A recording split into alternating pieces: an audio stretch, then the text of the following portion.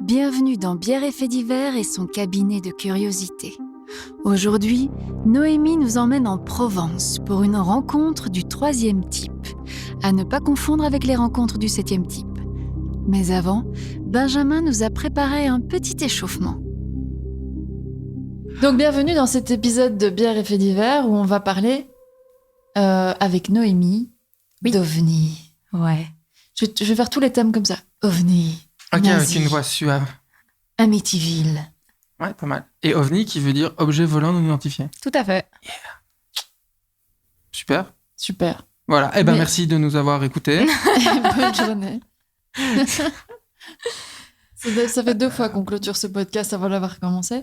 Mais on commence par notre petit chapitre bière, parce que sinon ce podcast n'est pas complet sans commencer par les bières. Oui, donc c'est toi. Ouais, je déverrouille mon ordinateur pour lire. Et donc, une fois de plus, j'ai été au Deleuze. C'est une brasserie qui s'appelle Brewdog. Donc, Brewdog Brewdog, ouais, la brasserie des chiens, quoi, genre en gros. C'est une... Ou le chien brasseur. Ou le chien brasseur, ouais, ça dépend. C'est écossais. Oh, nice. Et j'en ai 3 différentes cette fois, donc on va devoir se les répartir en sachant qu'il y en a une qui va m'être attribuée vu que c'est celle qui est sans alcool. Oui. Donc c'est encore une brasserie qui a le bon ton de faire une bière sans alcool, et ça c'est super, qui est le dérivé de leur truc principal qui est une IPA qu'on a déjà pu ici, une bière amère et tout ça. Et il y en a une qui m'a plutôt intrigué parce que je trouvais ça plutôt cool, c'est une bière sans gluten. Ah ouais. Trop bien. Qui du coup, moi me circonspecte parce que du coup c'est fait avec du céréal, la bière, et c'est quand même là-bas qu'il y a du gluten, donc avec quoi, qu'est-ce qu'ils l'ont fait, je ne sais pas, ou est-ce qu'il y a des procédés pour la dégluteniser? Mais il y en a. Ma mère est origine sans gluten et du coup c'est vrai que c'est rare, mais ça existe. Enfin, il y a plusieurs marques qui en font. Après, je sais pas ce que ça donne, j'ai jamais goûté. Que du coup il doit pas y avoir d'orge dedans parce que je pense que c'est là-dedans qu'il y a le gluten. Et il y a plein de céréales dans lesquelles il y a pas de gluten. Qu'est-ce qu'il y a? Il y a de l'eau, il y a du malt d'orge. Donc je ne sais pas. Est-ce qu'il y a des processus de dégluténisation? Peut-être, je sais pas. Écoute, moi, je suis plus intriguée de savoir si circonspecter est un verbe. Non, je pense pas. Mais donc voilà, Brewdog, super cool. Et petit fun fact, ils ont entrepris, cette brasserie-là a entrepris entre 2019 et 2010 de faire une petite compète pour faire la bière la plus forte du monde. La bière la plus forte du monde. Ouais, en termes d'alcoolémie. Et c'était une bière qui faisait 55 degrés. What? C'est l'équivalent d'un whisky, quoi. Ouais, plus même, parce qu'un whisky, c'est genre plutôt 40, non, les spiritueux classiques. Je sais pas. Et du coup, moi aussi, pareil, ça me circonspecte, parce que du coup, je pense que les levures meurent à cette... Tu vois ce que je veux dire? À ce degré? Ouais. C'était la petite anecdote sympa. Qui veut la gluten-free? Moi, je veux bien. Toi, si tu veux. Vas-y, fais-toi plaisir. Je vais goûter pour ma maman. Oh, spéciale dédicace à la maman de Noémie. C'est pour toi, jeune. La bière qui a tout commencé, c'est ça qui est marqué sur la mienne. Punk IPA. Je pense que le brasseur est quelqu'un de marrant. Tout à fait. Ou de bourré.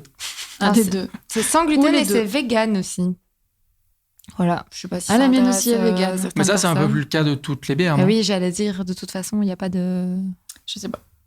À moins qu'il y ait des gens qui rajoutent, ils sont obligés de rajouter un peu l'animal mort dedans. Non, mais peut-être que ça peut être fait dans une usine, mais non, c'est dans une... Je vais dire des conneries, je me tais. Et tu peux pas la boire si t'es enceinte. Allez, dis. Étonnant. Oui. Alors que c'est sans gluten, hein. Alors que c'est sans gluten. Alors que la mienne, oui. Alors que la tienne, oui. Bon, santé, les gars. Santé. Ouh, elle a plein de saveurs. Oula. Je suis comme Rémi dans Ratatouille. Ouh là là. Oh, je vois plein de couleurs. Qu'est-ce qui se passe? Un feu d'artifice dans ma bouche. Que se passe-t-il? Et elle est froide. Elle est froide, tout à fait. Ce qui est plutôt rare ici. Mais c'est ça qu'il faut, Caro. Oui. Petit aparté. Aparté. Il faut qu'on ait un petit frigo. Bah ouais. Oui, tout à fait. Non, juste un frigo, ça fait pas de bruit quand tu l'ouvres, tu sais. Ça fait genre... Oui, ton frigo est très étrange, Caro. Parce que je sais pas ce que t'as. Chez Caro, ton frigo, ça fait genre... Elle a une chambre de cryogénisation, tu vois. Avec de la fumée qui sort. Bon, c'est moi qui fais tous les sons à la bouche chez moi, hein, mais... Ah, c'est toi quand tu ouvres ton frigo. Et là, Xavier qui te regarde. Non, il y a ma fille de 3 ans qui me regarde. Il s'en va. Et quand tu la déposes à l'école, elle ouvre la porte, il fait... Ça m'arrive, oui. Et donc, je continue avec l'échauffement des petits... Allez, on s'échauffe. Vas-y, Jean-Pierre. Oh là là. Déjà, je m'appelle pas Jean-Pierre. On n'est ni dans un camping, ni dans une fête foraine, donc ça n'avait... Ah mais si, j'avais la fête foraine en moi. Je vais faire, allez, on est parti, ça y est, c'est parti, on y va. C'est parti. Allez, c'est parti, Jean-Pierre, on y va. Et donc, du coup, toujours pas... Parce que j'ai pas trouvé de petits faits divers sur les ovnis drôles, malheureusement. Ça date du 26 août 2020. Ok. Cet article, à 14h05, qu'il a été publié sur sudinfo.be. Voilà. Toujours bien Sudinfo. Exactement. Et alors, je vous lis la vraie info. Le titre qui m'a donné envie de vous le lire, c'est « Ivre », souvent, et à moitié nu, il fait un voyage de 300 km sur le porte-bagages d'un Flixbus. Attends. C'est quoi un Flixbus ? Un Flixbus, c'est un peu comme Eurolines, tu vois, c'est des voyages en car. Ouais, exactement. Plutôt, c'est un peu le Ryanair du bus. D'accord. Et donc, du coup, c'est un monsieur de 28 ans, d'origine roumaine. Ça n'a aucun rapport, mais voilà, parce que c'est un voyage qui se passe en Allemagne. Et donc, qui était bourré, apparemment, vu qu'il est ivre. Et qui est vraiment. Et il y a une photo. Donc, vous voyez, c'est même pas le porte. C'est même pas de porte-bagages, c'est vraiment genre porte-vélo, quoi. Il y a une photo, je vous la montrerai après. Il est assis à l'arrière du bus sur le porte-vélo pendant 300 km sur l'autoroute, quoi. Et les gens... Il y a personne qui arrête le bus. Arrêter le bus, je pense que ça a été compliqué sur l'autoroute ou quoi, ou parce que, tu vois, mettons, tu conduis le bus... Mais il tombe, il est mort, hein. Mais oui. Oui, tout à fait. Et il est resté 300 km sans bouger sur le truc et il s'est fait intercepter parce que les Flixbus, ils ont des arrêts, tu vois, mais qui sont un peu plus loin que le bus de la Tech, tu vois. Et...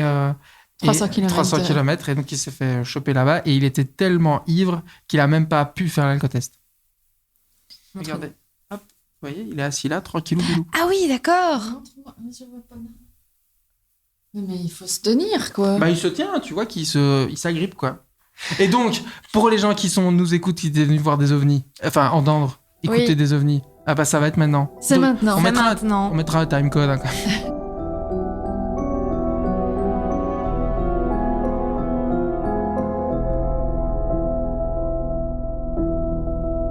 Moi, je vais vous parler de l'un des plus grands dossiers de l'ufologie française. Alors déjà, est-ce que vous savez c'est quoi l'ufologie ? C'est important parce que le terme va revenir à plusieurs reprises dans le podcast. L'étude des ovnis. Voilà, tout simplement. C'est tout à fait. Et du coup, les ufologues sont des personnes qui étudient les ovnis. Voilà. Il n'y a pas beaucoup de taf, hein. Mais ufologue, c'est parce que c'est UFO, c'est en anglais, quoi. Alors ça, je ne sais pas. C'est Unmanned... Unidentified Flying Object. Voilà. Ok, super, j'ai appris un truc. Mais du coup, est-ce qu'on ne dit pas des ovnitologues ? Non, c'est ufologue. C'est le terme français est ufologue aussi. Donc l'ufologie et l'ufologue. Et du coup, question. Oui. Est-ce que l'ufologie est une science ou est-ce que c'est une passion ? C'est une discipline. Ok, comme le judo, quoi. Voilà. Je demande. Donc c'est pas un métier, c'est pas leur métier aux gens. Non, c'est plus à chaque fois que quelqu'un est ufologue, en tout cas dans l'histoire dont je vais vous parler, il est à chaque fois autre chose, astronome ou une autre profession à côté, quoi. Voilà. Et donc je vais vous parler de donc ce grand dossier de l'ufologie française qui est un célèbre cas de rencontre du troisième type. Et c'est... Question. Oui. C'est quoi les deux premiers types ? Je sais pas.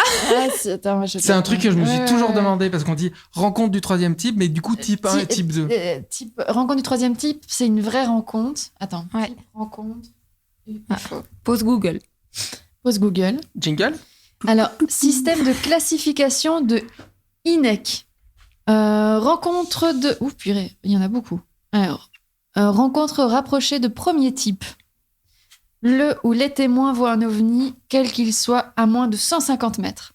Ah ok, c'est un truc de distance, quoi. Ah ouais. Rencontre rapprochée du deuxième type. L'ovni laisse des preuves matérielles comme des traces au sol. Rencontre rapprochée du troisième type. Le ou les témoins voient un ovni et ses occupants, ou seulement les prétendus occupants d'un ovni sans ce dernier.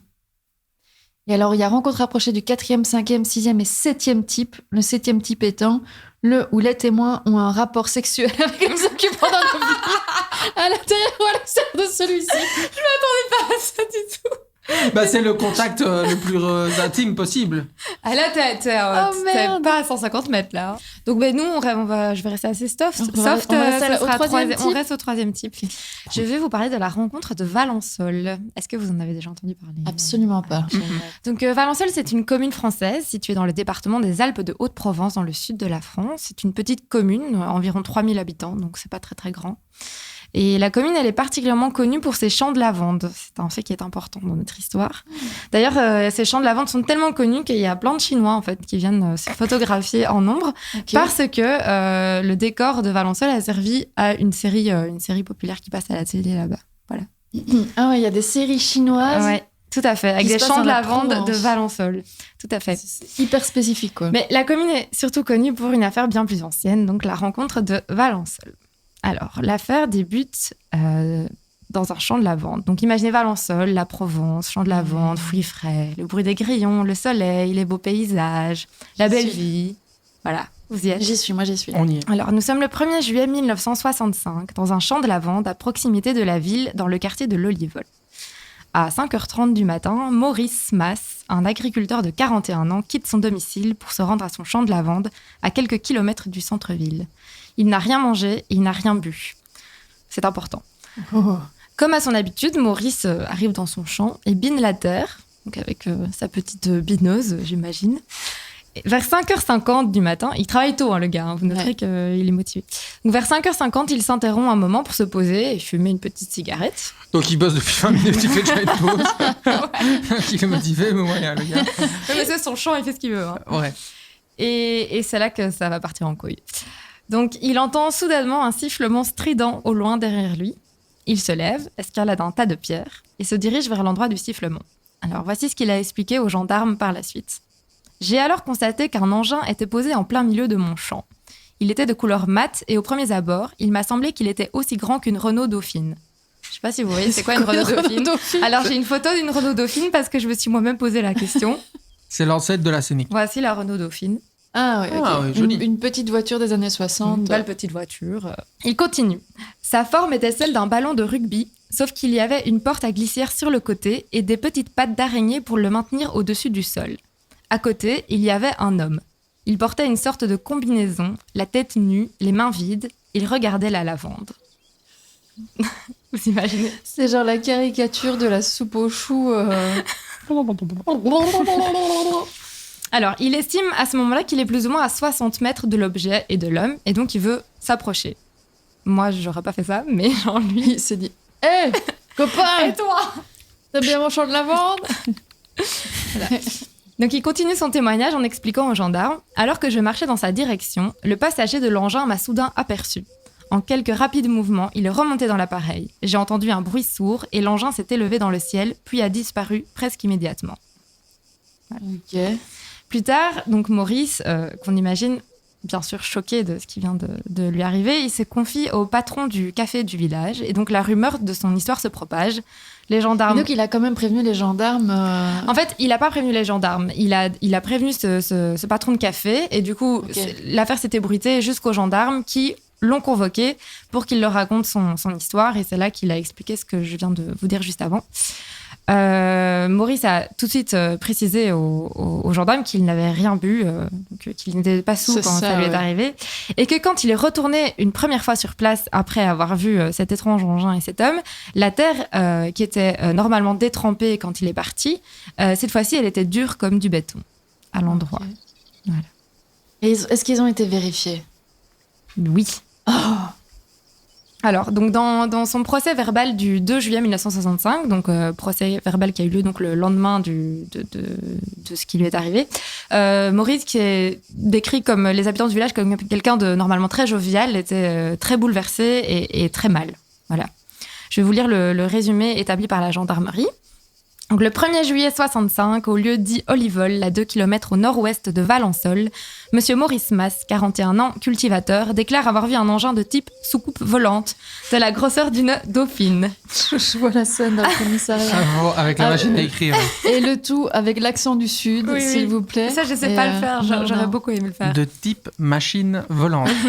De type soucoupe volante. Soucoupe volante. Attends, On remarquera plus tard que Maurice Mas n'a jamais employé le mot soucoupe volante, que c'est un mot qui a été mentionné, mais que lui ne l'a jamais dit. Je me demande si ça n'a pas été inventé par un journaliste, ça. C'est bien possible. Ah, c'est journaliste. Donc, suite du procès verbal, un individu taille 1 mètre environ, de forte corpulence, vêtu d'une combinaison, tête nue, serait descendu de l'engin quelques instants.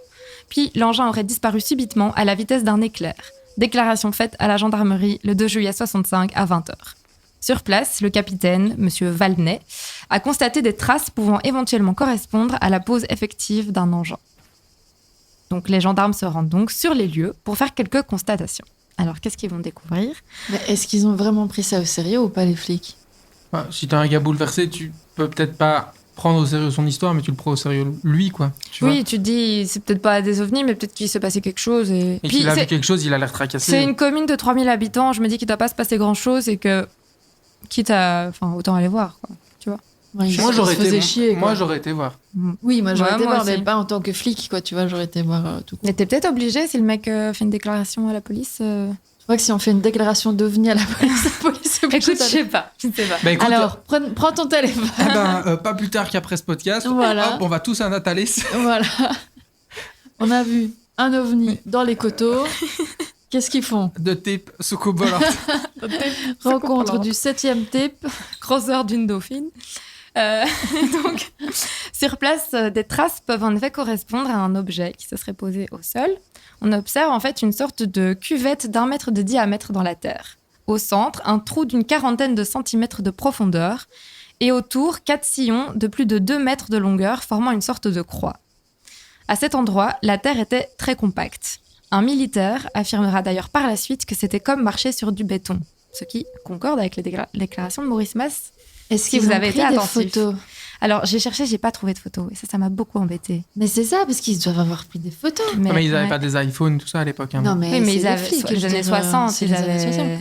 avaient... Le capitaine Valnet, vous verrez qu'il s'est quand même fort impliqué dans cette histoire et donc sur place, il est un peu perplexe, je pense, et il ne comprend pas ce qu'il voit. Mais ce dont il est sûr, c'est qu'un engin s'est bien posé dans le champ de Maurice Mas. Le lendemain, voilà, l'histoire se propage partout et donc les journalistes débarquent, Et évidemment. genre, il n'y a pas de traces ailleurs, quoi. Il y a juste des traces là. Il n'y a pas un Oui. truc qu'on a tiré. Non. Non, Juste au milieu du Juste champ, à cet un truc qui endroit-là, s'est posé. il y a un trou. Oui. Et il y a des marques de quelque chose en croix, quoi. Oui. C'est quand même intriguant. Et donc le lendemain, l'histoire s'est propagée, les journalistes débarquent. Évidemment, ils foulent les lieux, piétinent possiblement des éléments qui auraient pu servir à l'enquête. Bah, Voilà. voyons. Et ils prennent pas des photos ? Ben, Les journalistes non plus. Cap. ouais, c'est étrange. Hein. Et donc plein de curieux débarquent à Valençol. Ils viennent de France, de Belgique, d'Allemagne, amateurs, passionnés. Et donc tout le monde regarde le ciel à la recherche du vaisseau extraterrestre de Valençol. Vous imaginez bien le bazar dans le village. Ouais. Donc bien évidemment, les théories sur cet événement s'enchaînent. Il y a ceux qui croient à Maurice et ceux qui n'y croient pas. Et certains disent que c'était peut-être un hélicoptère, un engin militaire, un appareil étranger qui espionne la France, ou alors une simple plaisanterie de gamins du village, ou des affabulations de Maurice Mas. Et du coup, Maurice, notre cher Maurice, disparaît. C'est-à-dire qu'il s'en va, il part se reposer près des proches à la fin juillet. Et on n'entend plus parler de lui. Jusqu'au 18 août. Attends. 2021. non, de la Il est avec nous. Non, attends. Il prend sa valise et tout le monde sait qu'il s'en va chez des proches ou il a disparu et on croit qu'il est parti chez des Non, proches. non, je faisais un peu de suspense pour de rien. sensationnel. Ok. Mais il est juste parti chez des proches parce qu'il en avait marre que tout le monde le fasse chier Ok. avec son histoire. Donc voilà, il est parti se reposer. Vous verrez qu'après, Maurice Mas a eu des problèmes de santé suite à cette... Et donc, fin juillet, il part et il revient le 18 août de la même année. Et il se présente à nouveau à la gendarmerie. Alors, qu'est-ce qu'il dit ? Il dit « Lorsque vous m'avez interrogé la première fois, je ne vous ai pas révélé tout ce que j'avais vu. Le vilain. Le coquin. Le coquin. Car c'était tellement extraordinaire que j'ai eu peur que vous me preniez pour un fou et que vous décidiez de me faire enfermer. Il précise en fait qu'il se serait en fait approché à 7 mètres et non à 60 mètres du vaisseau, comme il l'avait dit au préalable. Et surtout, il déclare qu'il n'aurait pas vu un individu, mais 2. Dès le départ, je me suis rendu compte que je n'avais pas affaire à des hommes normaux. Pendant que je m'approchais d'eux, je ne les quittais pas du regard. Je tentais de les décrire. D'après moi, ces 2 êtres n'étaient pas très grands. Ce qui m'a surpris, c'est la taille et la forme de leur tête. Elles semblaient 2 ou 3 fois plus grandes que celles d'un homme normal. Et surtout, leur visage m'a stupéfait. Ils avaient 2 grandes oreilles, pas de menton, un trou rond à la place de notre bouche et des yeux sans sourcils qui ressemblaient aux nôtres. Ils avaient un crâne allongé, sans cheveux. Leur corps était recouvert d'une combinaison assez foncée d'une seule pièce. Alors, Un trou à la place de la bouche. J'ai Toi, un tu truc cales. avec un cul et des grandes oreilles. Moi, je Et cale tissu sur la sans combinaison en Gore-Tex, tu vois, genre un truc un peu cool. donc face à lui, Maurice a des gendarmes qui sont assez perplexes. L'un d'eux aurait même demandé au capitaine Valnet « Est-ce que je dois continuer à écrire ou pas ?» Ce que je trouve pas très sympa, mais bon, Non. soit. Pas ça, Maurice Mas continue son témoignage. Je devais être à 6 ou 7 mètres d'eux lorsqu'ils se sont tournés vers moi. Le premier a tendu son bras et sa main droite dans ma direction. À ce moment précis, je me suis retrouvée immobilisée. Je ne pouvais plus faire un seul mouvement. Je ne ressentais plus rien. Mon corps n'était ni engourdi ni contracté, mais je ne pouvais faire aucun geste. Je ne pouvais même pas remuer la tête, mes bras, mes jambes ou le reste de mon corps. Et c'est à ce moment-là que l'engin serait parti et que Maurice ait retrouvé sa mobilité une fois que l'engin soit parti. C'est quand même bizarre. Pétrifié. C'est super chelou. Mais moi, je me demande, le type, pourquoi il avance vers eux jusqu'à 7 mètres en faisant genre « Hé, salut les copains !» Tu le ferais pas, tu toi vois. Bah, il est curieux, il veut Puis savoir non. ce que c'est. Moi aussi, je serais partie en courant, mais... Ah, moi, je sais pas. Moi, je reste cachée, j'observe, mais je veux dire, je vais pas genre leur serrer la main, quoi. Évidemment, je prends mon gun. Obviously. Que j'ai Ton sous- pistolet à eau. Ou mon Leatherman. Mais je me suis dit que si on avait... Là, on est dans le sud de la France et tout, c'est sympa. Mais si on avait été au Texas, à mon avis, ça aurait pas été le même délire. Quoi. Ah ouais, non, ouais. Le mec aurait sorti les flingues. Ils auraient demandé, ouais, Roger, défais toute la zone, je veux de la fumée. Ils auraient tout fait On va te exploser. cramer, toi et toute ta famille. Et donc, le procès verbal de ce témoignage de Maurice est transmis aux membres du GEPA. Est-ce que vous savez ce qu'est le GEPA ? Absolument pas. Le GEPA est le groupe d'études des phénomènes aériens. C'est une association française qui étudie le phénomène OVNI de 1962 à 1977. Donc, le procès verbal est transmis à ses membres. Et le témoignage de Maurice est lu et relu par les experts du GEPA. En fait, c'est la première fois qu'un homme décrit une telle rencontre avec autant de précision. Et c'est surtout le premier cas de paralysie. Et donc, plus tard, un ingénieur fait des prélèvements sur le sol et découvre que la Terre aurait été séchée comme par un rayonnement électrique. Voilà, On sait savoir ça. apparemment. Si tu es Apparemment. ingénieur et que tu Ah oui, prélèves c'est de la ça. Terre. S'il y a des ingénieurs qui nous écoutent, Dites-nous. Voilà. Et Maurice, lui, il se terre à son domicile. Il est complètement traumatisé. J'ai un peu de la peine pour Maurice. Moi aussi. Maurice a pas l'air de bien le vivre. ouais. Maurice n'est pas bien. Et les lavandes, elles vont bien parce que du coup, ils t'en Ah. occupent plus trop. Les On va lavandes en sont venir. radioactives, elles Alors. brillent la nuit. Concernant les traces d'un possible atterrissage, il y a tout ce que je vous ai dit, mais il y a aussi donc Maurice Mas, lui, il a été atteint d'hypersomnie pendant plusieurs mois après l'événement. L'hypersomnie, c'est un trouble du sommeil qui est caractérisé par un besoin excessif de dormir. Il y a plusieurs causes différentes et c'est un trouble qui veut pas dire que, enfin, si on a ce trouble, ça veut pas dire qu'on a été privé de sommeil pendant un certain temps ou qu'on a mal dormi.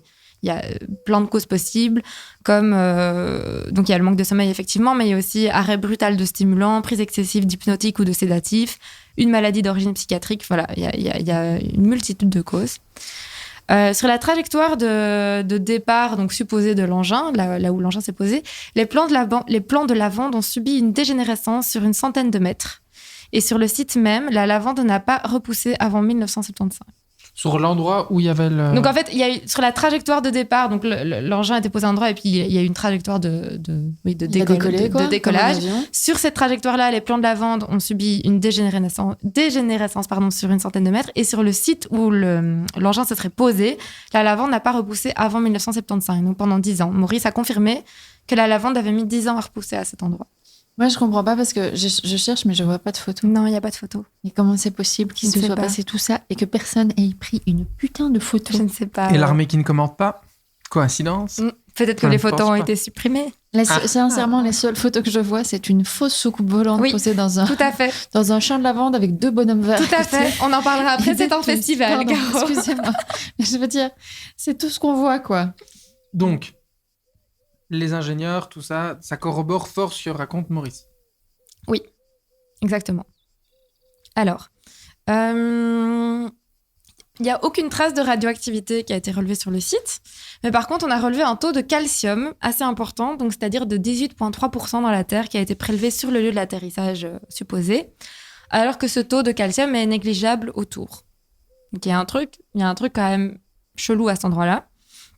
Et selon l'astronome et ufologue, donc comme je t'ai dit tout à l'heure, les ufologues sont parfois astronomes aussi, donc Pierre Guérin, ce taux de calcium associé à l'infertilité du sol, après le 1er juillet 65, aurait été produit par les courants de Foucault. Alors ça va être le moment cours de physique du Ça me podcast. dit quelque chose, les courants de Foucault. Les courants de Foucault. J'ai essayé de comprendre pendant une demi-heure ce que c'était hier. Donc les courants de Foucault, c'est un phénomène dans lequel des courants induits sont créés par un conducteur. Ce conducteur peut être par exemple un métal capable de conduire le courant électrique.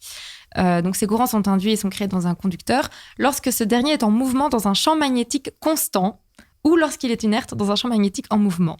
Voilà. En gros, c'est un phénomène qui est utilisé notamment pour les plaques à induction dans vos cuisines. Ok. Voilà. J'ai tout compris.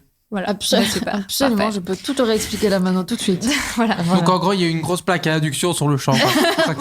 C'est Et ça. si tu mets ta casserole dessus, ça couille. Voilà. Et donc, dans le cas qui nous intéresse, ces courants donc, auraient été induits par un rayonnement électromagnétique de l'engin non identifié, l'OVNI. Donc le GEPA a dressé un dossier important sur l'affaire et a écrit « Nous sommes enclins à penser que le champ de lavande de Monsieur Mas a été l'objet d'une visite insolite et semble-t-il extraterrestre. Sérieusement ? » Ça, c'est ce que le GEPA a conclu. Alors, il y a eu d'autres théories, et comme je suis une journaliste consciencieuse, je vais vous en parler. La première théorie, c'est que ce serait un hélicoptère Alouette. Alors, j'ai une photo d'un hélicoptère Alouette pour vous. Oui, c'est de tout petits hélicoptères. C'est trop mignon. Et ceci. Ouais. Voilà. Alors, pourquoi est-ce qu'on pense que ça aurait pu être un hélicoptère Alouette ? Donc, c'est une thèse qui a été avancée le 4 juillet, donc 3 jours seulement après l'histoire de Monsieur Mas, dans plusieurs médias, notamment Le Monde ou le journal régional Le Dauphiné Libéré. Donc, le Dauphiné Libéré a rapporté qu'en fait, les milieux militaires estiment que la soucoupe volante, entre guillemets, vue par Maurice, était un hélicoptère appartenant à l'aviation légère de l'armée de terre, très probablement du type Alouette 2 ou Alouette 3. Parce qu'en fait, il y avait dans la région, depuis le 29 juin, des manœuvres d'hélicoptères de ce type. Et donc, comme Valençol n'est qu'à quelques kilomètres de cet endroit-là, c'est possible qu'il y ait eu un hélicoptère de cette opération-là. Et donc, ça n'explique pas la paralysie et le sol en béton Non. et la vente qui Non, repousse. Mais ça explique les grosses têtes. Parce qu'ils avaient leur casque. Ouais. Ouais, Et la là, combinaison il a fumé d'une seule truc, pièce. Marcel. Et pour la Maurice. paralysie, Comment il s'appelle ? Maurice. Maurice. Pas Marcel. être pétrifié de terreur, c'est possible. Oui, ça c'est possible aussi. Ça t'est jamais arrivé ? Moi, j'étais Tétanisé de peur. Moi, ça m'est Oui, déjà on est arrivé. d'accord, mais pas devant un hélicoptère avec 2 pilotes, quoi. Tu vois, je veux dire. Effectivement. Non, mais dans le noir, dans un champ, en train de fumer ta clope, où Mais tu il vois un était- truc il et tu était sais pas noir. ce que c'est. Non, c'est juillet et 5h30 du mat. Ouais, le c'est soleil plutôt clair. s'élevait, hein, Ouais. Ouais. au sud de la France. Dans le sud de la France, en plus, je dirais. Ouais. Donc, par rapport à cette théorie d'hélicoptère, Dominique Caudron, qui est un Moi, j'y urologue, crois pas, à l'hélicoptère. un urologue, Un urologue. un ufologue, c'est pas la même chose. C'est une discipline aussi. Mais Le qui est mec pas- qui est Pardon, ufologue, cette il est là, histoire. genre, alors moi, les ovnis, j'y connais quelque chose. Un ufologue Le français. pénis d'OVNI, tu connais ?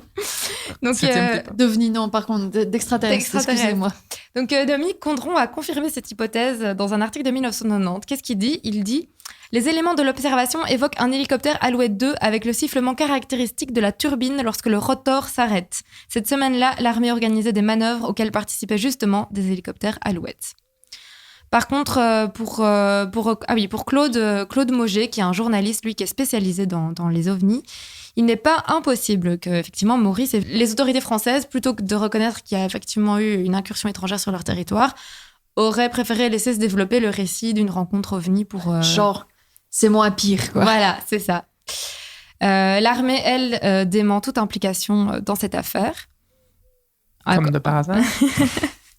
Et quant à l'hypothèse d'un appareil étranger, comme ça a été dit tout à l'heure, le contrôle radar ne fait pas de commentaires non plus. Alors, Ouais, enfin, si personne ne fait de commentaires, on ne s'en sort non, plus personne ici, ne dit hein. rien. Personne ne dit rien. Maurice, lui, il a parlé à propos de cette théorie d'hélicoptère. Donc, le 5 juillet 65, il a dit « L'engin avait la forme d'une araignée géante. J'ai nettement compté 6 pattes et un pivot central. L'appareil a décollé dans un bruit sourd qui n'a rien à voir avec celui d'un avion ou d'un hélicoptère. L'engin ne possédait ni rotor ni pale.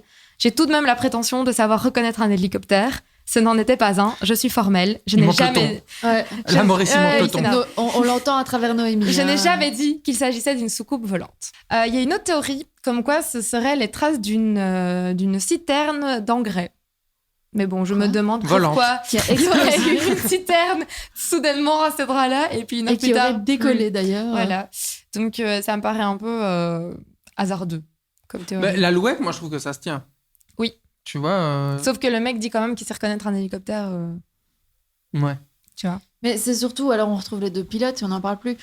Oui. Moi, ce qui me pose problème, c'est qu'il n'y ait pas de photos. Comment est-ce qu'il peut ne pas y avoir de photos ? Il y avait des journalistes, il y avait des flics, il y a des rapports de police et il n'y a pas une photo sur Google, quoi. Faut aller sur le dark web. Ouais. Je vais pas sur le dark web. On va envoyer un mail, Caro. Au dark web Au dark web. Un dark web. J'aime Donnez-nous dark les web. photos. Ce serait Où est la Rendez les photo photos. Alors, une autre théorie, ce serait que ce serait un canular, donc une petite blague. Donc, l'ufologue et collectionneur de bandes dessinées Raoul Robé a émis l'hypothèse que le récit de Maurice Mas avait été inspiré par une histoire qui s'appelle Passager de soucoupe volante, qui a été publiée en 1950 dans l'illustré À travers le monde. C'est une histoire qui a ensuite été republiée en 1960 et qui présente des points communs avec le récit de Maurice, donc la Provence, l'atterrissage d'une soucoupe volante, des petits extraterrestres et un rayon paralysant. Voilà. Ok. Mais par contre, Et tout se resserre sur Maurice. oui, mais par contre, pour le psychologue Gilles Fernandez, ce scénario est improbable, car il y a peu de similitudes et trop de différences entre Passager de soucoupe volante et le récit de Maurice Mas. Voilà, en gros, personne n'est d'accord. C'est ça. Bagarre. Bagarre Grosse générale bagarre. dans la lavande. Les gendarmes ont aussi exploré la possibilité d'une plaisanterie des gamins des environs, mais l'enquête du voisinage n'a rien donné à ce sujet, personne n'a rien vu, rien entendu. Sophistiqués, les gamins. Oui, je quand veux même. dire. Mais drôle. Et alors là, on rajoute du calcium dans la terre, et puis on la tasse comme du béton, et puis après tu paralyses le voisin. En train de rigoler. Possible. C'est pas la meilleure des théories. Hein. Non, non. Une autre théorie, ce serait que c'est simplement un mensonge de Maurice Mas pour attirer l'attention sur lui. Bah oui. Alors, pour le capitaine Valnet, qui était en charge de l'enquête, ça ne colle pas. Partout dans la région, Maurice est décrit comme quelqu'un de jovial, bon, serviable, simple et disponible pour tout le monde. Enfin bon, il y a des tueurs en série qui sont comme ça aussi. Alors, hein. plus tard, il y a le média Ouest France qui a fait un reportage il y a 2 ans sur cette affaire et qui a interrogé dans la région un autre Maurice, qui s'appelle Maurice Chassepoul et qui était en fait le voisin de Maurice. Donc, Oh. Maurice et Maurice. Ils sont 3000. Tout le La monde. moitié s'appelle Maurice. Et l'autre, c'est Morissette. Et donc, Maurice numéro 2 est le président de Mémoire Vivante, qui est une association patrimoniale à Valençol, et il explique « Il y a même eu des journalistes de l'étranger, de Moscou par exemple. Honnêtement, si Maurice Mas avait voulu faire ça pour l'argent, il aurait pu en gagner beaucoup. Il était convié à des conférences partout dans le monde, en Russie, aux États-Unis et en Chine. » Voilà. D'ailleurs, Maurice Mas, Maurice Ier, donc Maurice Ier était lassé par les questions récurrentes et les doutes émis sur son récit, se meut peu à peu dans le silence au sujet de la rencontre. Oh, câlin, Maurice. Hein. Et Voilà. comment il va, Maurice? Maurice est décédé. Oui, ça, à mon avis. Je vous en parlerai plus tard. Ça a l'air mystérieux, sa mort en plus. Non, pas du tout. Non, il est tombé. Tiens, il est tombé dans le Une trou. mauvaise chute. Crac. Alors, tout à l'heure, je vous ai parlé du GEPA. Maintenant, je vais vous parler du GEPAN. Donc, le GEPAN, c'est... C'est la contrefaçon du GEPA. Non, le GEPAN, c'est le groupe d'études et d'informations sur les phénomènes aérospatiaux non identifiés. D'ailleurs, il y a une chouette série qui s'appelle Mais c'est OVNI, des trucs là-dessus. officiels ou c'est des trucs... C'est un truc totalement officiel. C'est des associations, on pourrait faire, nous, le groupe ça. de Le sauvetage groupe des des castors. ovnis. Non, Liège. c'est un truc officiel des autorités françaises. Si je dis pas de bêtises, on va avoir des gens qui vont nous... C'est ça. Attends, tu veux que j'aille vérifier te Mais faire je suis def quasi sur sûre. En ça. fait, il y a eu une... Le il y a- GEPA ou le GEPAM Le GEPAN, G-E-I-P-A-N. Il y a une très bonne série française qui s'appelle OVNI et qui parle du GEPAN, c'est génial. Allez là. Groupe d'études sur les informations des phénomènes. Le groupe d'études... Il est créé en 2005. Oui, c'est après le C'est un GEPA. service donc. du Centre national d'études spatiales C'est le français. nouveau GEPA, en fait. C'est le nouveau GEPA. Ok. Le nouveau GEPA. T'as pas quoi En gros. Excusez-moi. Et donc, en 2015... J'ai pas compris la vanne, tu dois l'expliquer, ça là. Le nouveau j'ai pas. Et t'as dit quoi? T'as pas quoi? Le nouveau j'ai pas. Mais J'ai t'as pas pas. quoi? Ok, d'accord. Si je valide, si elle était bien. Donc du coup, C'est le gentil. GEPAN, le nouveau GEPA, donc en 2015, le GEPAN a classé ce cas en catégorie D, c'est-à-dire une observation inexpliquée malgré les éléments en possession du GEPAN. Donc vu son étrangeté, l'affaire de Valençol fait partie de cette catégorie des phénomènes non identifiés. Le GEPAN la classera comme une des plus inexplicables qui lui ait été soumise. Et ils en ont, hein. Et ils ils en en ont ont. Et pas j'aimerais mal. bien savoir, tu crois qu'il y en a combien qui leur en sont soumis Blindés. Je suis sûr, blindés. Énormément, ouais, à mon avis, ils reçoivent beaucoup. Ah, bah attends, je l'ai là.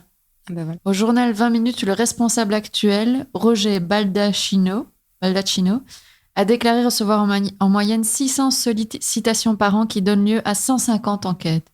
Donc il y a X-Files qui existe vraiment. Oui, oui. Mais regarde la série OVNI, c'est génial. Ils font des enquêtes de terrain Ok. et tout. Et Qu'est-ce là, qui s'est passé depuis? Donc, 10 ans après cette rencontre troublante, l'un des plus grands physiciens français, Yves Rocard, a relancé l'affaire.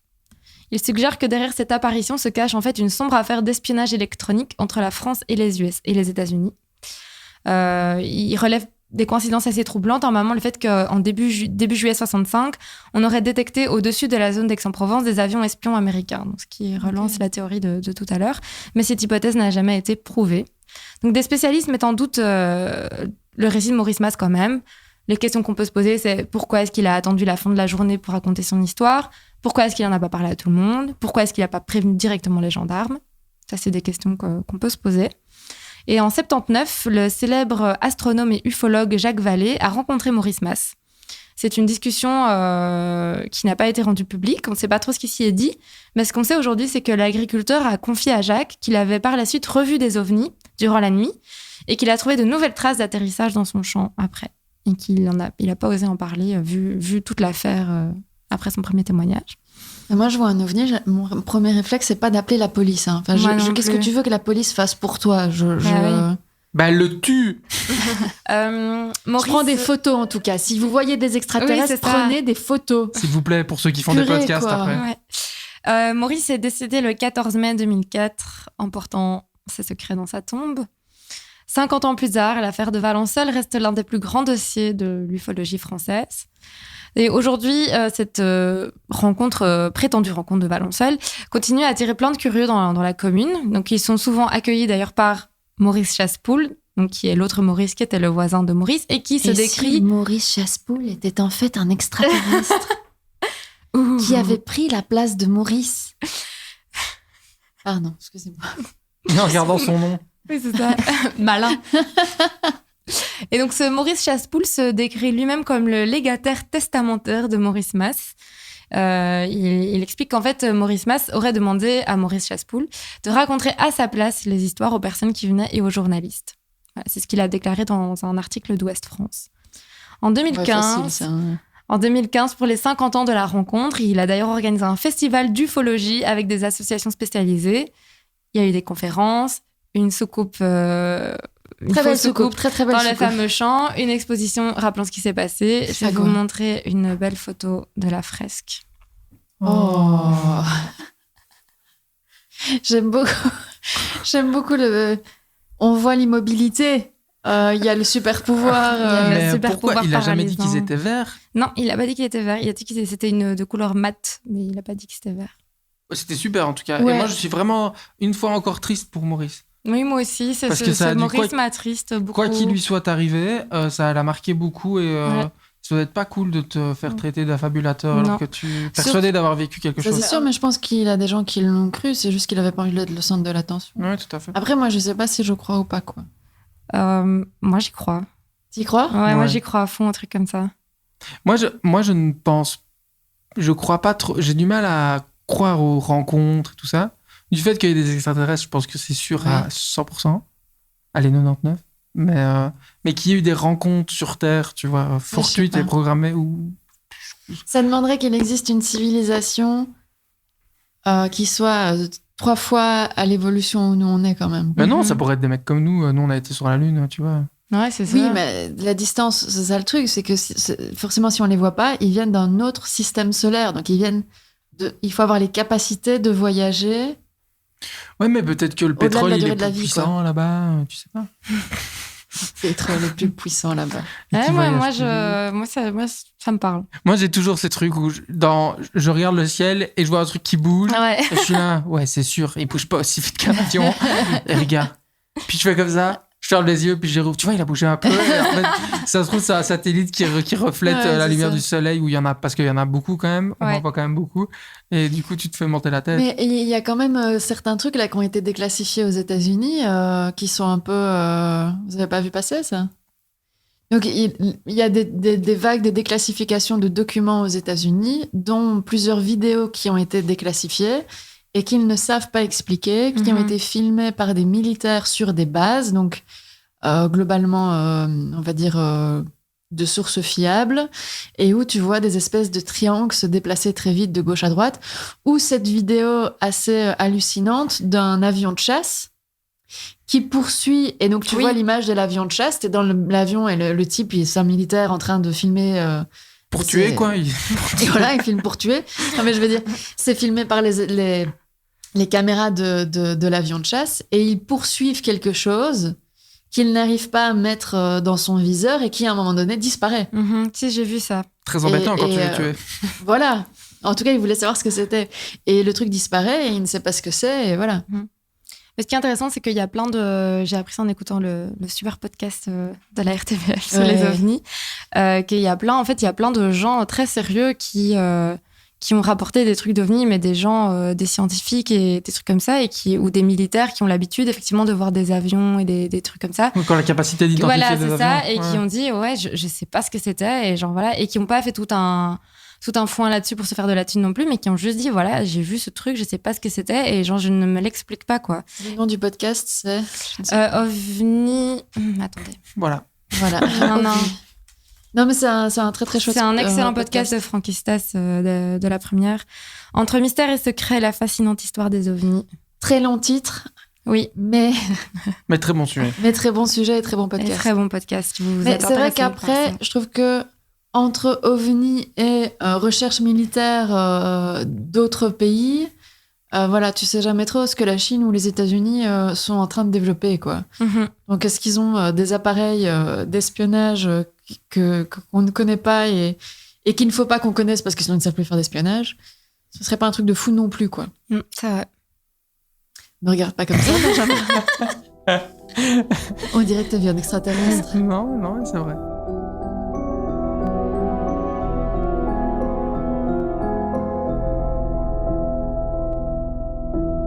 Combien de films est-ce que vous arrivez à me citer avec des ovnis dedans?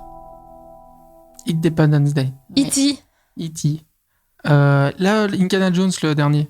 Oufti, oui. Mais ça, c'est un autre problème, ça. J'ai épousé une extraterrestre. C'était bien, ça. Vous avez vu ce film? Non. Trop bien avec Dan Aykroyd. Trop bien. Non, Dingue. j'ai pas vu. Enfin, je l'ai vu quand j'étais petit. Mars Attack. Mars Attack 2. J'imagine, il n'y a pas un 2?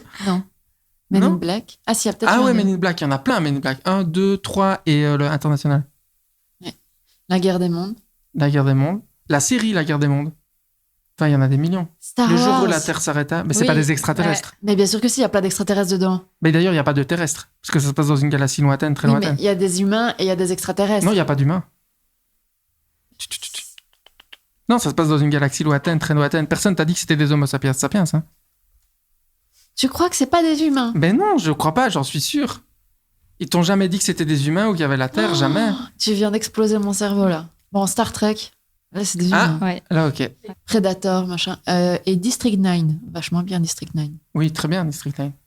Bref, alors, moi, le premier film auquel j'ai pensé quand on m'a dit extraterrestre, c'est Cocoon, Oh oui. de 1985, donc l'année de ma naissance. Mais alors, j'en avais un souvenir un peu... Et puis, j'ai été lire le pitch. C'est trop drôle. Alors, je vous lis le pitch.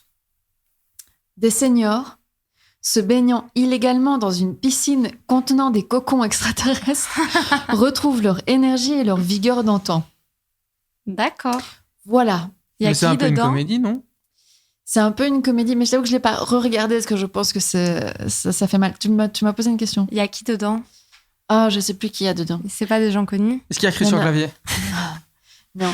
Mais vraisemblablement, à un moment donné, le personnage principal et un des extraterrestres veulent faire l'amour dans la piscine. Ah, rencontre Mais- du 7e type. 7e type. Mais elle fait pas l'amour comme lui, et donc il trouve une autre manière de faire. Je me suis dit, mais enfin, j'avais Oula. quel âge quand j'ai regardé ça, quoi. Et je crois que c'était un film français, mais c'est un film Ah américain. non, c'est un film américain. Réalisé par Ron Howard, quand même. Ah oui, tout à fait.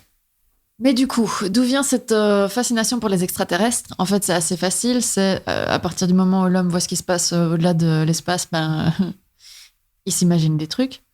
Et donc déjà au 1er siècle avant Jésus-Christ, Lucrèce écrivait si, attention, accrochez-vous, hein, si la même force, la même nature subsiste pour pouvoir rassembler en tout lieu ces éléments dans le même ordre qu'ils ont été rassemblés sur notre monde, il te faut avouer qu'il y a dans d'autres régions de l'espace d'autres terres que la nôtre et des races d'hommes différentes et d'autres espèces sauvages. Donc 1 siècle avant Jésus-Christ quand même déjà. Donc, pour paraphraser, si ça nous est arrivé à nous, pourquoi ça ne serait pas arrivé à d'autres? Voilà. Mais Ça, c'est le vrai. mec, il est quand même déjà dans... Il y a des exoplanètes, donc il y a des planètes au-delà de notre univers visible, des planètes habitables. Enfin, je veux dire, il y a déjà beaucoup de choses de notre connaissance de l'espace actuel qui sont là-dedans, quoi.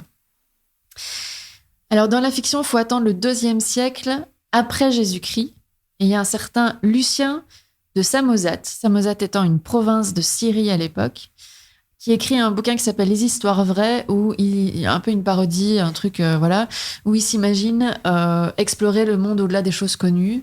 Et donc, en un coup, son bateau est pris dans une tempête qui l'emmène jusqu'à la Lune. Voilà. Ok. Et il se retrouve sur la Lune, où il rencontre le peuple des Sélénites. Donc ça, c'est les premiers extraterrestres. Et Sélène, c'était la déesse de la Lune, donc on les appelait les Sélénites. Ce texte est parfois considéré comme le premier écrit de science-fiction de la littérature occidentale. Le tout premier, même si c'est absolument pas basé sur la science ou l'avancée technologique, mais bon, voilà. Alors, le vrai premier film qui montre un extraterrestre, vraiment, c'est un film de Méliès. On lui doit déjà pas mal de choses, on en a même déjà parlé de lui. En 1902, il fait un film où des astronautes qui ont quand même des hautes formes, hein, donc de nouveau, on n'est pas hyper fort dans la technologie, débarquent sur la Lune et se font prendre prisonniers par les Sélénites. Mais j'ai vu ce truc. Ah, sûrement, ça dure pas longtemps, on le mettra dans les commentaires aussi. Et alors, les Sélénites ressemblent un peu à des espèces de squelettes d'oiseaux rayés qui auraient fait un bébé avec un humain, quoi. Donc, on est dans quelque chose de très anthropomorphe, et souvent, les extraterrestres sont anthropomorphes. Que ce soit parce qu'à mon avis, ça coûte moins cher au niveau de la post-prod, ou simplement parce que si on veut créer un minimum d'empathie, il faut qu'en tant qu'être humain, on arrive à se projeter dedans. Donc, il y a toujours quelque chose qui ressemble un peu à l'homme, quoi. Genre, on pense à la soupe aux choux, des choses comme ça. Là, on est plus que dans l'anthropomorphe, quoi. Là, il fait juste blablabla et c'est bon, quoi. Donc, les histoires des Sélénites vont durer quand même un certain temps. Jusqu'à un moment donné, donc ça fait longtemps qu'on observe Mars, hein, depuis Galilée, donc genre ça fait longtemps. Mais en 1877, il y a un astronome qui va découvrir les canaux de Mars. Et donc en fait, il découvre des sillons sur Mars, hyper réguliers et tout. Et ils vont se dire, ça c'est artificiel, c'est pas naturel. Et ça a dû être fait par une intelligence qui existe sur la planète, et sûrement pour lutter contre la désertification de la planète Mars. Et donc, ils sont persuadés de ça. Il y a plein de scientifiques qui se jettent dans cette étude machin, qui observent, qui analysent, etc., etc. En 1901, Nikola Tesla, l'inventeur des voitures, j'avais envie de la faire, celle-là. Je croyais que tu allais dire Nicolas Cage. Ah oui, déjà. Non, Nikola Tesla est même convaincu d'avoir reçu un message radio venant de Mars. Tout le monde en parlait de ces histoires d'extraterrestres, mais tout le monde flippait aussi. Parce qu'on avait l'impression qu'on avait trouvé la preuve qu'il existait de la vie sur Mars, quoi. Et donc, on avait les jetons qui viennent nous envahir, et c'est sur ça que Wells écrit La guerre des mondes. Et puis, en 1909, il y a un rabat-joie qui vient tout casser en se rendant compte que les canaux de Mars, en fait, c'était juste que les instruments étaient de mauvaise qualité et qu'ils ne faisaient pas une bonne image. C'était pas lui qui avait la projection de ses vaisseaux sanguins de son œil dans son télescope? Ah ça, j'ai pas lu ça en tout cas. Il y a un gars, je sais plus dans quel truc j'avais vu ça, un gars qui observait une planète et qui voyait des vaisseaux, tu vois, qui pensait qu'il y avait des canaux et des trucs, machin. Et il était persuadé de ça. Et en fait, on s'était rendu compte que il avait des vaisseaux sanguins qui, quand t'as ça souvent, tu sais, quand t'as ton cœur qui bat trop vite, tu les vois, et qu'il y avait une espèce de problème optique et que du coup, ça faisait une projection de ce qu'il avait sur son œil sur la planète. Peut-être que c'est la même histoire, mais en tout cas, moi, j'ai pas lu ça exactement. En tout cas, c'était que les instruments étaient de mauvaise qualité et que donc, en fait, il y avait rien. Ok. Et que tout le monde se prenait la tête sur une crasse, quoi. En gros, depuis 10 ans, quoi. Génial. C'est pas mal, hein. Genre, Ta vie résumer ta vie. Voilà. Ta vie est C'est ça. compliquée quand même. ton œuvre. Tu vas sur tout ce que t'as bossé là. Ah bah, c'était juste que t'avais mal branché le bazar. Voilà. Ah ok. Et donc, ça n'empêche pas, en 1938, à Orson Welles, rien à voir avec H.G. Wells, mais Orson Welles, Citizen Kane, tout ça, d'adapter La Guerre des mondes à la radio, sous un format, et vous en avez peut-être déjà entendu parler, relativement réaliste, où il se fait... Tout le monde y croit, non, c'est pas ça, les gens pensent. La légende dit que tout le monde y croit, c'est-à-dire que en gros, il le fait à la radio et il fait comme s'il était un présentateur de CBS et qu'il interrompt la programmation classique parce qu'il y a un problème et il envoie la parole à des envoyés spéciaux sur le terrain qui sont en train de raconter ce qui se passe et l'invasion de la guerre des mondes, quoi. Et donc la légende veut qu'en effet, il y a eu un mouvement de panique et que les gens y aient vraiment cru. Alors après, il y a des historiens qui sont un peu penchés sur la question et qui ont beaucoup remis ça en question parce que vraisemblablement, il y avait genre que 5000 personnes dans tous les États-Unis qui ont vraiment écouté le podcast. Et que oui, il y a peut-être 2-3 personnes qui ont appelé, mais vraiment pas beaucoup. C'est ça le problème du podcast, ça démarre doucement. J'ai dit podcast en plus. Ouais, t'as dit podcast. Il y a des formations professionnelles. Après, c'est des bonnes stats, non? 5000 personnes. C'est pas mal, hein. C'est pas mal. Écoute. Oui, mais je veux dire, pour la radio aux États-Unis en 38, c'est limite, quoi. Okay. Et du coup, en tout cas, ça peut pas faire un mouvement de panique à travers les États-Unis, où ils sont plus de 200 millions, quoi, tu vois. Mais en fait, Orson Welles, ça lui aurait bien servi, et donc il aurait un peu augmenté le volume sur l'histoire, parce que ça l'a fait remarquer. Il y a quand même eu beaucoup d'articles sur le sujet, parce que ça faisait quand même des chouettes articles pour les journalistes. Du coup, on a beaucoup parlé de lui, et c'est ça qui a lancé sa carrière à Hollywood, où il est devenu excessivement riche. Donc, il faut prendre la légende avec un énorme grain de sel, mais il y a sans doute quand même quelques personnes qui ont vraiment cru, quoi. Est-ce qu'il ne faut pas plutôt la prendre avec des pincettes? Parce que j'ai déjà... Non, on peut la prendre avec un grain de sel, non? Ah oui, ça existe, cette expression? Je dis avec des pincettes. With a grain of salt. Ah, pardon. Avec des pincettes. So bilingue. Attends, je suis désolée, je suis trop aware, quoi. Ah, excuse-moi, mais je pense en anglais, je parle en Attends. français. Je suis vraiment désolée, c'est trop awkward. Mais bref, donc suivront quand même de la guerre des mondes 7 adaptations cinématographiques, ou des suites, dont celle de Spielberg en 2005. Avec Tom Cruise. Alors, il y a forcément un film dont on est obligé de parler, c'est E.T. Oui. Voilà. C'est le seul que j'ai cité tout à l'heure. Voilà, et qui raconte l'histoire d'Elliot, un petit garçon solitaire qui se lie d'amitié avec un extraterrestre abandonné sur Terre et qui va l'aider à reprendre contact avec ses congénères, avec l'aide de sa sœur, etc., etc. Alors, c'est Steven Spielberg qui a conçu le film, même si c'est pas lui qui l'a écrit, et il dit que le film est quasiment autobiographique. Qu'il n'avait pas d'amis dans son enfance et que ses parents s'étant séparés, le jeune Steven, fasciné par les ovnis, s'inventa un ami imaginaire. Ah, je pensais qu'il avait vraiment rencontré un... Ouais, non. T'y as cru, hein, moi aussi quand j'ai vu la télé. genre, what? Wow. Alors, il dit que E.T., l'extraterrestre, est son film le plus intime. Il y a aussi des histoires de... Ils ont peut-être quand même un peu plagié l'histoire sur une auteure française aussi. Il avait envoyé son scénario au studio où il y avait un enfant qui devenait ami avec un extraterrestre. Et où, quelques années plus tard, il y a un film avec E.T. qui est sorti, quoi. Mais bon, je ne prends pas position, je ne sais pas. Juste pour terminer, la mise en évidence des vies extraterrestres présentes et passées est un sujet de recherche scientifique actif depuis les années 1980. Et alors moi, je voulais vous parler du principe de médiocrité parce que j'ai trouvé ça fabuleux. On part du principe que sur Terre, on a une vie médiocre. Dans le sens où la situation de la Terre et de ses habitants est dite médiocre au sens moyen de la moyenne et sans sens péjoratif dans l'univers. Notre situation est dite médiocre dans l'univers, c'est-à-dire quelconque. Elle a un caractère quelconque et sa position est cependant relative par la notion de zone habitable. Donc, selon le principe de médiocrité, le Soleil serait une étoile banale, avec une majorité d'étoiles plus petites et d'autres plus grandes, située en un lieu quelconque de la Voie lactée, galaxie comprenant le système solaire, laquelle serait également quelconque par rapport aux milliards des galaxies recensées. Je trouve que ça nous remet un peu en perspective. Bah, oui, c'est ça, c'est possible en fait. On pense qu'on est le centre de l'univers alors qu'en fait ça tombe, on l'est pas Mais du c'est tout. sûr que la vie existe. Moi, j'y crois à fond. Mhm. Par contre, je pense plus à ils vont trouver des bactéries sur Mars ou des microbes. C'est ça qu'ils cherchent beaucoup sur Mars. C'est pas du tout des petits hommes verts, mais c'est des microbes Mm. et qui prouveraient que la vie existe ailleurs. Maintenant, est-ce qu'il y a des formes intelligentes comme on entend les hommes? C'est possible. Moi, je dis oui, mais qui veulent rentrer en contact avec nous, non. Oui, c'est ça. Ils sont venus voir, ils ont vu le bordel, ils ont fait. Non, ou même pas, c'est juste que tu vois. Pas chaud. Mais donc, ouais, film d'extraterrestres, il y en a plein. Il y en a la blinde. Et il y en a plein des biens. Il y en a plein des Il mauvais. y en a un qui est super, je viens de m'en souvenir, je l'ai vu il y a pas très longtemps. Il y a un vaisseau qui se pose à un endroit et t'as deux scientifiques qui sont appelés, un homme et une femme, et ils sont appelés à entrer en contact avec Ouais, eux c'est- par le langage. Et donc Arrival. Arrival. Arrival. Arrival. Arrival. Et ils développent tout un langage pour entrer en Ouais. contact avec eux. Il est super ce Ouais, film. c'est Denis Villeneuve qui a fait ça. Ouais. Ouais.